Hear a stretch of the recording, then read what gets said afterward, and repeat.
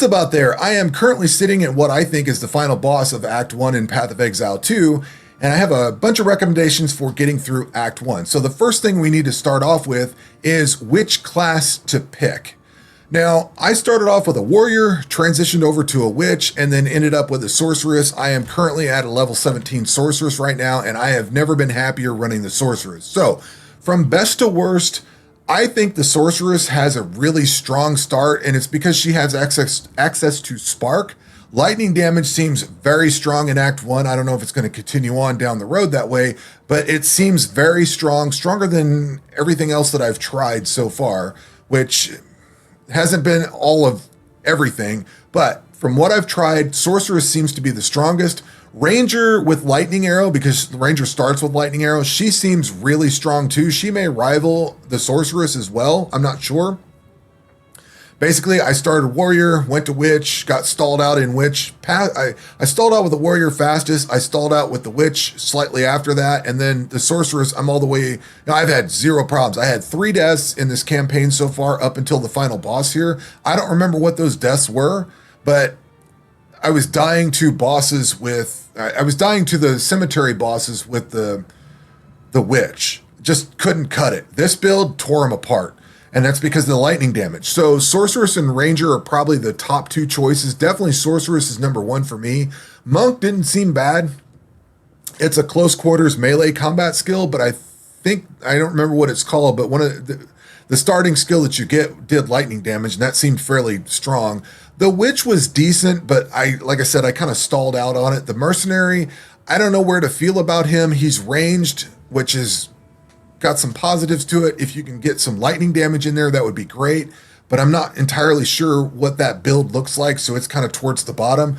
The warrior is probably the last thing that I would recommend using. I need to spend time with it, and I think the community needs to spend time with it, because I don't think the warrior's very well understood at this moment. But if you want to get through the campaign with the easiest possible route, pick something with lightning, which would be sorceress, ranger, or monk.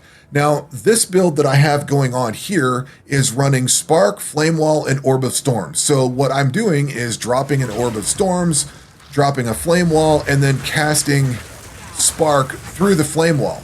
And the order of operations is kind of important, and the reason that you're doing that is because the Orb of Storms, as it says on here, it creates an orb of electricity that fires chaining lightning bolts at nearby enemies. And then if you look down at this line here, it fires a bolt every 3.3 seconds and when you use a lightning skill near the orb. So as long as you're using lightning skills near the orb, it's going to be casting out its own lightning. So you're kind of doubling up on your damage, and not doubling damage in numbers, but you're dealing more damage because you're getting additional lightning strikes from it. The reason you want a firewall or a flame wall, whatever this thing is called, is stated right here. Any projectiles fired through the wall by you and allies deal added fire damage and inflict the ignite on hit. So you're kind of doubling things up. You're going to get the Orb of Storms down to do additional chained lightning, if you want to call it that. And then you're putting the flame wall down because spark is a projectile skill. So when you spark through the flame wall, you're dealing some extra fire damage, some ignites and things like that. I probably need to take advantage of the flame side of things on my passive tree, but for the time being, I've basically came up through spell damage, picked up through mana regen, more mana regen, raw power for 20% increased spell damage. All of these are spells. And then I came through here for Path of Storms. I probably also want to do Path of Flame on this side, maybe, and maybe Breath of Fire for Fire Pen over here. But I opted through Breath of Lightning for now, and I'm coming up through here to go pick up all this up here for like Branching Bolts, Lightning Quick, and Drenched. I haven't decided exactly where I'm going with that. And now that I'm looking at that, chances are I may regret orb some of this stuff out and pick up some of this other stuff to dip into the fire and lightning at the same time. Maybe I'll rework that because I am stuck on this final boss. I need to figure out how to get through him, and this may help. But at any rate, that's the build that I've got going on right now. Lightning damage is very strong in Act 1. I've had no problems clearing things. I take a lot of damage. I haven't died too much. I died 3 times. Like I said, I don't remember where all I've died, but just messed up my order of operations here. You can summon down a number of flame walls. You don't have to just put one down. You can put multiple down, but you can only put one of the Orb of Storms down. There is a support gem that lets you put 2 Orb of Storms, but it reduces the duration of both of them. I ran that for a while. The problem is when you're fighting a boss with the reduced duration and the, I'm going to call it increased cast time, because you have to summon 2 Orb of Storms. Trying to get that done while you're fighting a boss and throwing out flame walls and dodging everything they've got is not that great. So I backed it down to just 1 Orb of Storms and left it at that. Now there is also a support gem for flame wall that turns it into a ring instead of a wall. I ran that for a little while. I found that I was putting the ring around certain monsters instead of on it, so I'm trying just regular flame wall. It also reduces the amount of damage. So the build that I have going right now is Orb of Storms, flame wall, and spark, and it seems to be doing fairly well. Spark is actually a good skill in this. I know spark in PoE 1 is not a bad skill, but it's a weird skill to use. Here it feels much different because it's more like lightning tracing out across the ground instead of just random. I think in PoE 1 it's like random orbs that fly around. But anyway, that is what I would, as far as classes and builds and things like that goes, that is my choice, is Sorceress with lightning, probably Ranger with some kind of lightning skill. That would be what I would recommend. But let's move on. I see people complaining that they have to go and explore and finish out these maps and everything. This harkens back to the way Diablo 2 played. In fact, as I play this, I get a lot of Diablo 2 vibes, and it's just taken me right back to those days. You're not going to get a lot of drops. You're not going to get a lot of good drops or things that you need. Like, this is junk gear here. I see people complaining about that. It's in your interest to go and travel around through the whole map and kill everything off, get the stuff that you can, and collect gear. You want to pick up stuff that is rare, or I have yet to find it unique, but you want to pick up rare gear, magic gear, especially like just magic, because with magic you can disenchant it. You want things with quality, you want things with sockets and stuff like that. All of those items can be taken back to be disenchanted, sold. You can pick up the normal items if you want and go sell them. I haven't been doing that. I've been picking up everything blue. If it's a normal item with a socket, I take it back and salvage it to get the currency out of it. That's where you're getting currency from, is salvaging and disenchanting. So it's in your interest to clear levels, get the drops that are available for disenchanting and salvaging, and making use of that effort. For combat, you want to stay moving. This is an old PoE 1 thing. You definitely want to stay moving all the time. Used to going down a corridor there and starting off with a Orb of Storms, but you want to stay moving. You don't really want to stay stagnant as much as possible. There are times you'll see me stop because the mobs aren't really killing me all that much, so I'll stop here and there. But you want to stay moving as much as possible, especially when you're fighting boss fights. I am terrible at dodging. If you watched my class video yesterday, you'll see how bad I am at dodging. It doesn't get any better at all. But it's in your interest to stay moving, especially during boss fights, because the bosses are constantly flinging stuff. The fights in here are mechanically heavy, so stay moving. More so here than in PoE 1. You want to try to stay moving as much as possible. Now, to piggyback off of that, I don't like the WASD control scheme. This is like the third ARPG that I've tried that had that. I don't care for that control scheme at all. It's not for me. What you may notice if you play with point and click, I don't know how the WASD side is, but on the point and click side, you may stay moving a little bit. Like, I'm still moving, all I'm doing is holding right click. You can take advantage of that during boss fights and stuff by moving while you're casting. It works out amazingly well. Again, I don't know how WASD people are doing it, but the ability to, it's a weird thing. Like in PoE 1, you flat out just stop. And there is a toggle for that. If you go in here under input, I believe, somewhere under game interface. I don't remember where it was. There's something in here that says that you stop while you're casting or something like that. I don't remember where I saw that. But if you want to try to recreate the way PoE 1 does things, you can actually have it stop while you're moving. I don't remember where it was at. but there is an option for that. I'd have to look around and see if I can find it, but there is an option for it if you want to change that. I actually kind of like this. It's taken some getting used to, but it's not a bad way to do it. For dodging, I am terrible at dodging, but my recommendation for dodging is the bosses will follow you and then let off. It's not like PoE 1 where they look at a direction and then you dodge and then they fire off on that. They'll actually arc and follow you to a point where they're going to get ready to release it. And this boss that I'm stuck on right now, he actually drops on me in a fairly sizable AoE, and I have a difficult time of getting out from under it. So you want to stay moving a lot, but dodge later almost at the last second is when you want to dodge. Don't dodge early, and I'm still trying to get through that myself. Also, use walls for cover. If you're fighting things, especially with like Spark, this will kind of go around the corner. If you throw out, like with the build that I've got going, if you throw out your Orb of Storms and Firewall, your Spark will actually go out and slightly around the corner. Use walls for cover. There's the boss that's in the cemetery. I don't remember which area it's at.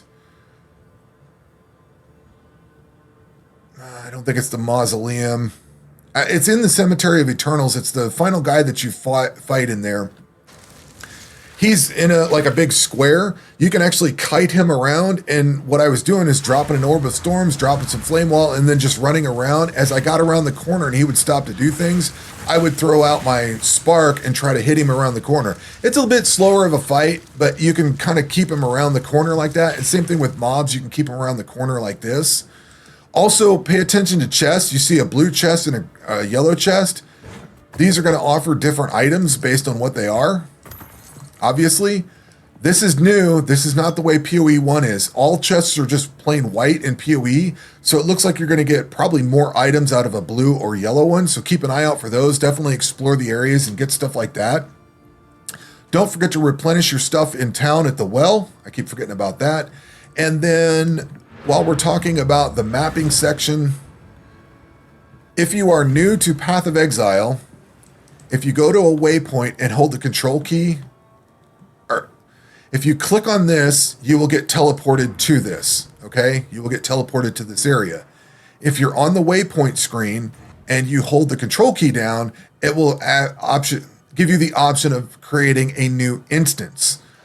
That means it refreshes all the monsters you're fighting, so very easily you could come over here to the manor, hit control. Here's my old instance. It's going to go away at this time, or I could go create a new one and refarm that whole area. So this is kind of getting back to the Diablo 2 days. It's in your interest to farm things over and over again. You'll want to go and kill all the little bosses that are in the area, complete all the quests. I think there's even more reasons to kill all the bosses and stuff. You get extra spirit, extra life. Some of the things I've turned in from killing these bosses have been like extra life, extra spirit, stuff like that. So it's in your interest to explore all these out, clear it all out, find the chests that are different rarities. And these are not strong boxes. They're just plain straight old chests. But it's in your interest to go clear all that out and farm everything you can. It's just helpful. This, and as I've mentioned before, this is how ARPGs used to be. This is very much how Diablo 2 and Grim Dawn are. Very much. Continuing on with the Diablo 2 vibe, like this is Deckard Cain over here to identify items. Once you get the hooded one unlocked, he will identify anything unidentified in your inventory. Finn, you can actually get gear off of him. Some of the gear that I have came from him. This is gambling. You can gamble gear off of him. So let's say I wanted to try a new scepter. I could pick that up. I actually got a unique scepter. That's pretty cool. He gives me a lot of magic stuff, but I have gotten some rare things off of him. I think these boots and gloves came from him, purchasing them directly. So whether you have the currency or not to craft the gear, you can still go gamble for stuff if you have enough gold. Again, with picking up the items and selling them and bringing them back to town, grab the rare, grab the magical, stuff like that, things with sockets, come back here. Later. Una will disenchant items. If you drop something in here, she'll disenchant that. This gives you currency, transmutation shards. Again, it's in your interest to bring this stuff back. The salvage bench, you can actually salvage things that are quality or socketed. It's very useful to do that. And then you'll start gathering up currency and building. It's just an amulet. I need to put that in a different spot. But it's in your interest to bring those items back. This is the way ARPGs used to be, whether you like it or not. This is how this game plays at this moment. And I definitely hope they keep this up because this is bringing me back in the day. So I would also add to upgrade your gear periodically. As you get the items, you're probably going to be stuck with magic gear for a while. You can use the Orb of Transmutation to upgrade a normal item to a magic item. This is the same thing as Path of Exile 1, but you're going to be more likely to use this because you're going to have normal gear or magic gear. So it's in your interest to stack this currency up and use it liberally as you're playing. You'll notice that I have just some magic gear because I took one item that was normal, converted it into magic, and then used an augment on it. Like, this is all the currency I've got. I did find one Regal, I think, and I found 1 or 2 Chaos so far, and 1 Exalted. But the vast majority of the currency came from me bringing in rares and disenchanting them for transmutation shards. Whatever shards we get, transmute shards, things like that, augments as you get them. And then I'm still running magic gear, but I've taken the gear that I have and used the currency that I've got on them. So that is that. Also try to use like your quality and stuff like that. I can actually upgrade the quality on this again. So for whatever that's worth, I didn't really see that quality on this was great to have. I think quality on what they call martial weapons, which is more like melee type stuff rather than this. Scepters, I need to look and see what the scepter quality is, but since I'm working on this is a class that I'm working on, any of the currency that I get is going to be spent on this class to try to get me through this final boss fight. So that's where I'm at with this. The other things that I need to point out, somebody pointed out to me, there is a giant portal button down here. So if you disable the tutorials, there is a portal button down there. And then after I made my video yesterday, I wasn't sure how to check the spells for, like in PoE 1, you got an expanded amount of detail about the spell. Right when I got a comment on my video, as well as found it in game myself, there's a little arrow here that you can expand out. This gives you all the different details for the skills. So if you haven't found this yet, that arrow comes out. The other thing that I would like to point out is the Raging Spirits and Arctic Armor. To actually turn these on, if you mouse over it, it will right click to activate or deactivate. You can also select it down here with the weapon set that I'm actually covering up over here. But there's a weapon set toggle 1 and 2 down here. You can toggle either one of those if you want, or go over and just right click on it and it will activate up here. It was a little unclear on how to get things activated, but found that. I was like, all right, cool. So there's that. Anyway, I think that is everything that I have for the moment, things that I found in the game and recommendations that I have. Hopefully something's been useful in here. I am at the final boss. What I am doing right now is running through the final area, or the last area that I have available before this boss. I am grinding it out, trying to get gear. And currently what I'm looking for is like a charm, wherever charms are. I only have charms for fire and lightning. I don't have a cold one. I need to get one for that. Otherwise, I'm trying to get better gear. I'm trying to get more currency to buy gambling over here with Finn or whatever, or get currency to upgrade what I've got. So I'm applying everything that I've talked about to my current situation, trying to get through this act, or trying to finish this off. It's not a frustrating fight. It is doable. The problem that I'm running into is he's got a big AoE that comes down that I'm having difficulty dodging. I'm not doing as much damage as I think I could. The biggest problem that I think I have is not with enough cold resistance and freeze immunity and stuff like that. So that's what I'm working on. But again, I'm applying everything I just mentioned, or trying to as much as I can, to what I've got going. So again, hopefully there's been something helpful here. That's going to do it for this video. We will catch you on the next one. Take care.